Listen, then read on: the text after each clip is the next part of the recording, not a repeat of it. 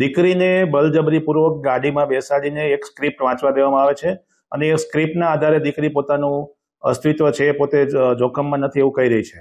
પણ દીકરીના face reading ઉપરથી આપ સૌ સારી રીતે જાણી શકો છો કે દીકરીને દબાવવામાં આવી રહી છે અને આ જ અમારી માંગણી હતી કે દીકરી ક્યાં છે એનું લોકેશન આપવામાં આવે અને સાથે સાથે દીકરીને ખેડા પોલીસ સ્ટેશનમાં હાજર કરવામાં આવે. અમે આજે તાત્કાલિક પોલીસને એક વિનંતી કરી રહ્યા છીએ કે તમે તાત્કાલિક રીતે આ દીકરીને ખેડા પોલીસ સ્ટેશનમાં હાજર કરે અને જો દીકરી હાજર ના થાય ત્યાં સુધી રણછોડ રબારી સહિતના જે લોકો આમાં સામેલ છે એ તમામને અહીંયા પોલીસ સ્ટેશને લાવવામાં આવે.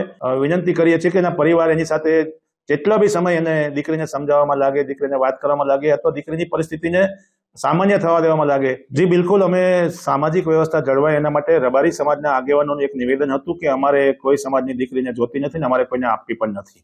આ જ સમાજના આગેવાનોને અમે કહી રહ્યા છીએ કે દરેક સમાજની દીકરી મહત્વની હોય છે, દરેક સમાજ માટે મહત્વની હોય છે, દરેક પરિવાર માટે મહત્વની હોય છે.